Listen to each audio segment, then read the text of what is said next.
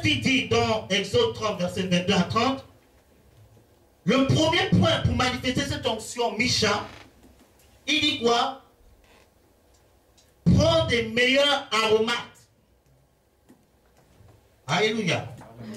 Prends les meilleurs aromates. Qu'est-ce que ça veut dire? Ça veut tout simplement dire de voir grand. Alléluia. Prends les meilleurs, ce qui est meilleur. C'est de voir grand. Si tu veux manifester cette grâce, commence à voir grand. Alléluia. Commence même à faire des choses que tu n'as jamais faites. Quel dit amen fort? Amen. Les meilleurs aromates. Alléluia. Si tu veux expérimenter cette onction Misha, commence à voir grand. Alléluia. 2014 là. Commence à voir grand. Gloria. Alléluia, Seigneur. Alléluia. Arrête de voir petit. Alléluia. Je dis que 2014 là, il faut qu'on choque la France. Amen. Alléluia. Alléluia. Hey. Alléluia. Alléluia. Hey, alléluia. Il faut commencer à voir grand. Seigneur, alléluia. Il faut commencer à faire des choses inhabituelles. Alléluia. Seigneur, alléluia. Gloria, Seigneur. Les meilleurs aromates. Alléluia. Ne minimise plus ton Dieu. Ne le vois plus petit. La Bible dit que quoi? Il sera fait selon ta foi. Alléluia. Donc si tu vois Dieu petit, il se manifestera petit. Si tu vois Dieu grand comme il est, il se manifestera grand comme tu le vois. Alléluia. Donc c'est pour cela qu'à partir de 2014 là, commence à voir grand Dieu dans sa grandeur. Commence à voir Dieu dans sa magnificence. Commence à voir Dieu dans toute sa puissance. Et la puissance de Dieu, tu la verras certainement. La gloire de Dieu, tu la verras certainement. Parce que tu n'auras pas ta vision. Alléluia. Les meilleurs aromates. Commence à voir grand, s'il te plaît. Alléluia, Seigneur. Alléluia. Gloire. Deuxième point. Pour manifester cette onction Misha. La Bible nous parle de quoi? Premier point, c'est de voir grand. Deuxième point, on parle de la myrrhe. Et la myrrhe fait référence à la souffrance. Alléluia. Amen.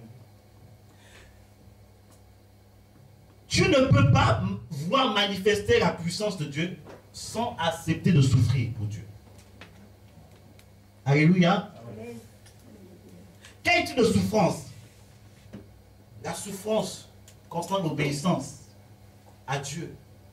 La souffrance dans la prière. Parce que prier, c'est souffrir aussi.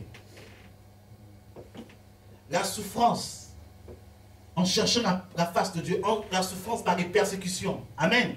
Amen. La souffrance par les attaques. Alléluia. La souffrance, parfois tu veux dormir. Tu es fatigué. Mais tu vois le Seigneur qui dit, lève-toi, tu dois prier. C'est une souffrance. Amen. La souffrance, le combat entre l'esprit et la chair. Parce que j'ai pour habitude de dire le premier ennemi, notre premier ennemi, c'est vrai, on parle de Satan, mais notre premier ennemi, c'est nous-mêmes. Jésus dit quoi? La chair est faible, mais quoi? L'esprit est toujours disposé. Donc au moment où Jésus parlait aux disciples, allons-y prier pendant 1 heure, les disciples partaient dormir. Amen. Donc cette souffrance est de parfois de dominer ta chair. Alléluia. Amen. Au moment où tu ne penses même pas prendre un temps de jeûne, c'est là l'esprit te dit, tu dois jeûner. Au moment où on va t'inviter même pour aller manger, c'est là dit non, tu dois rester à la maison. C'est une souffrance. La souffrance, c'est pour le salut des âmes.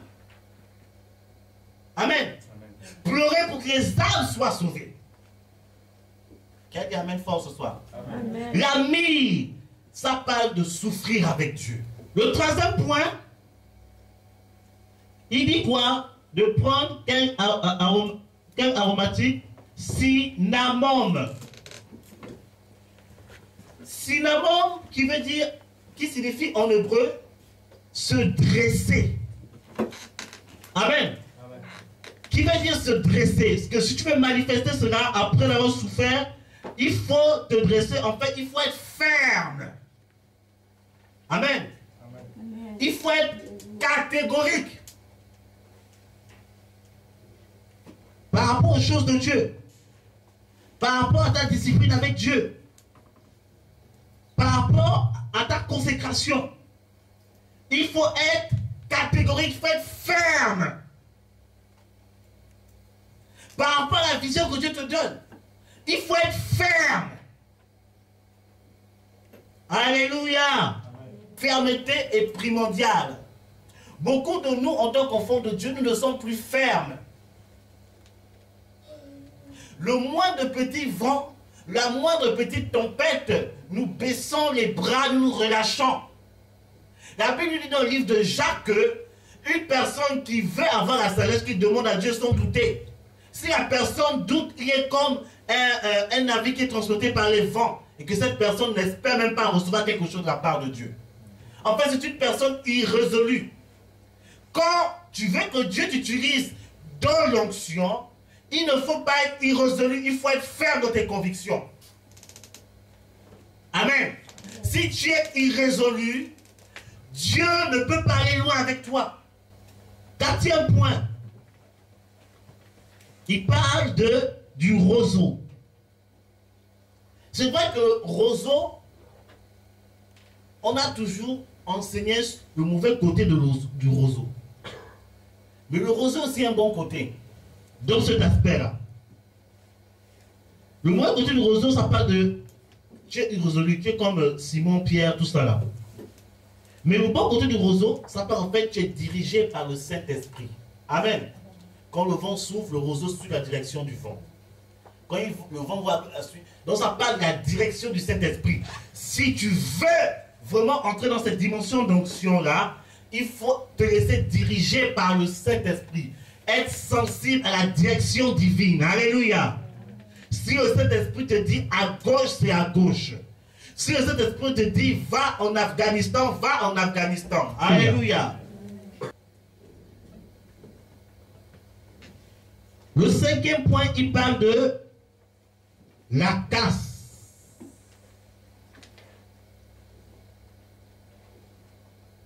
Il dit 5 kilos de casse. Tout cela d'après la valeur et talent du sanctuaire. La casse, en hébreu, veut dire s'incliner. Donc, l'inclination, cela fait référence à l'adoration. Amen.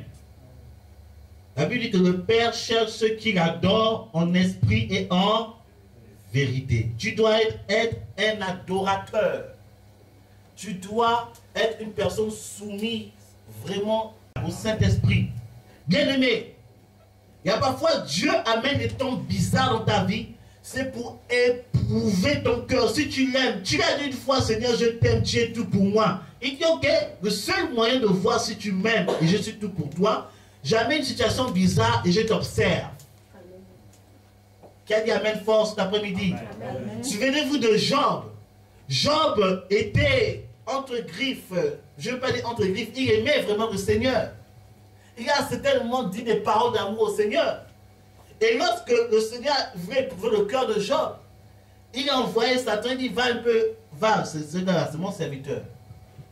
Il dit je te donne le droit de toucher à toutes ses affaires. L'ennemi a touché à tout. Mais Job n'a pas cessé d'adorer Dieu.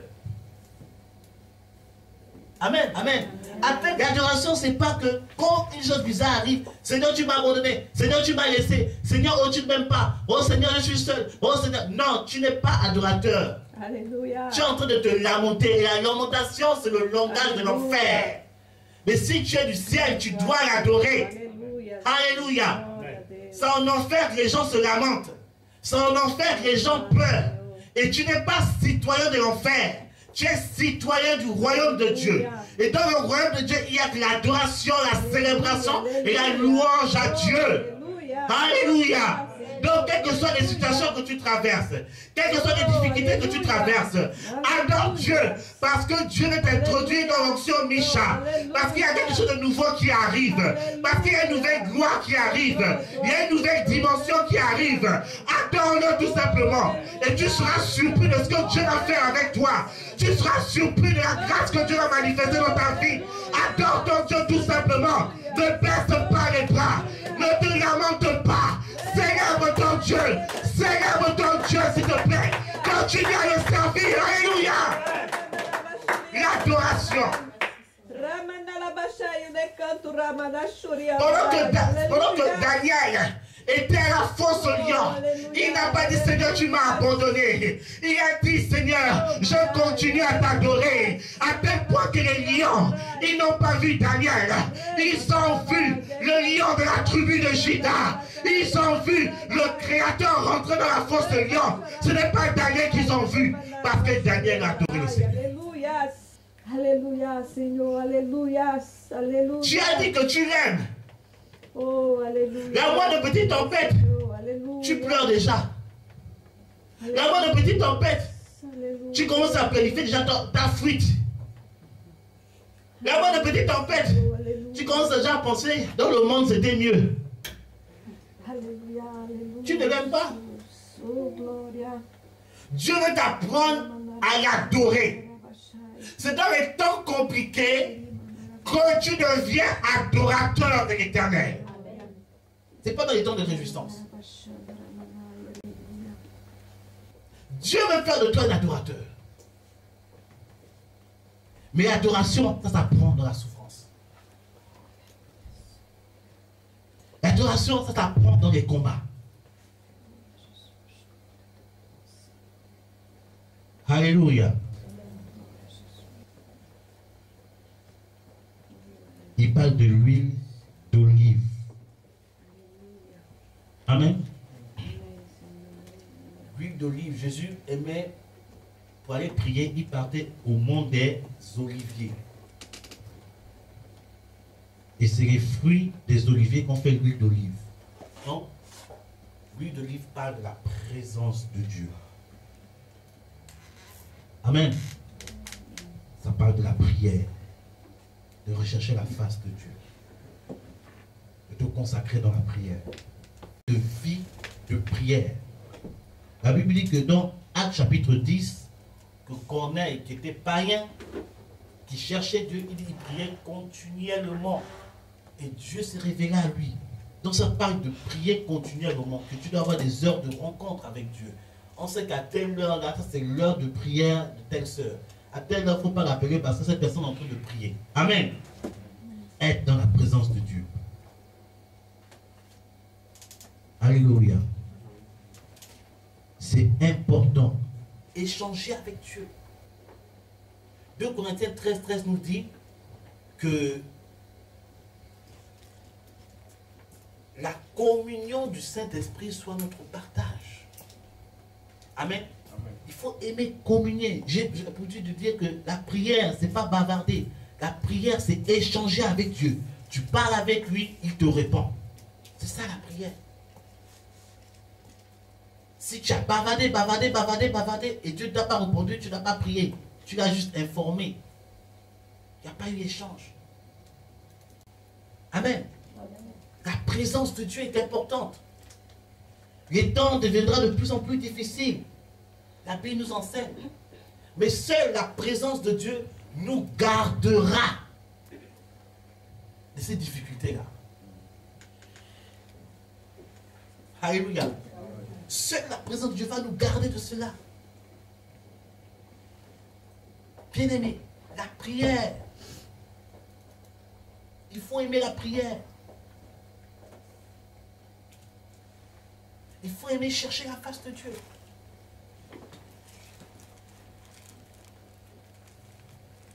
Et pour cette année-ci, 2014, là, prends de nouvelles résolutions par rapport à ta vie de prière, ta vie de consécration. Deviens ce que j'appelle une machine de prière. On est tous occupés certainement. Mais tes occupations ne doivent pas être un prétexte pour ne pas prier. Paul a dit, rien ne me séparera de l'amour de Dieu. Il parle de point là, c'est la composition. Ce sont des points qui composent la grâce qui nous permet de rentrer dans cette onction. Rends gloire à Dieu, bénis le Seigneur. Parce que quelque chose est en train de se passer dans ta vie, bénis le Seigneur. Exalte le Seigneur, s'il te plaît, cet après-midi, parce que quelque chose est en train de se passer. Bénis le Seigneur, parce que ton atmosphère est en train d'être aérée par la puissance du Saint-Esprit. Bénis le Seigneur, parce que le Seigneur est en train d'ouvrir tes yeux spirituels, tes yeux spirituels.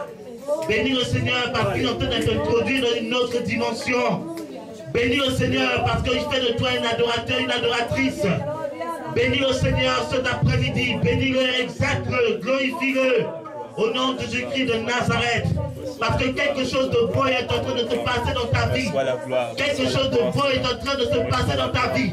Quelque chose de beau est en train de se passer dans ta vie. Bénis-le, bénis-le. Je vois une personne ici. Tu t'attends à une entrée importante des finances. Tu es en train d'attendre une entrée importante des finances. Et je vois le Seigneur en train de t'ouvrir les portes. Et ces finances-là, c'est pour un projet important. C'est un projet que tu as vraiment à cœur de faire. C'est un projet que tu as vraiment à cœur de faire. Et le Seigneur me charge de te dire que les finances sont en train d'arriver. Les finances sont en train d'arriver. Et dans peu de temps seulement, tu verras la manifestation de sa gloire. Et tu glorifieras son nom. Tu glorifieras son nom. Il y a une autre personne ici, tu as dit, Seigneur, je veux entendre ta voix, je veux entendre ta voix, je veux entendre ta voix. Le Seigneur est en train de t'ouvrir les oreilles maintenant. Il est en train d'ouvrir tes oreilles maintenant. Il est en train d'ouvrir tes oreilles maintenant. Et à partir du mois de janvier, dès la première semaine du mois de janvier, tu vas commencer à entendre la voix de Dieu. Tu vas commencer à entendre la voix de Dieu. Tu vas commencer à entendre la voix de Dieu. Je vois une personne ici, tu veux comprendre vraiment la parole de Dieu. Et le Seigneur est en train de te communiquer la grâce. Et tu vas commencer à comprendre le mystère de sa parole. Tu vas commencer à comprendre le mystère de sa parole. 2014 est ton année. 2014 est ton année. Dieu est en train d'ouvrir. Oh, l'espace de ta tente. Il est en train de te faire entrer de nouvelles dimensions. Il est en train de préparer de David. Il est en train de préparer de David. Je vois devant moi, en fait, le Seigneur prépare une nouvelle race. À la carrure de David le roi. Une nouvelle race. À la carrure de David le roi. Afin de relever le défi de la fin de temps. Oh, ne te sous-estime même pas un peu. Ne te sous-estime même pas un peu. Parce que tu es vraiment le choix de Dieu. Dieu est en train de te préparer afin de relever le défi.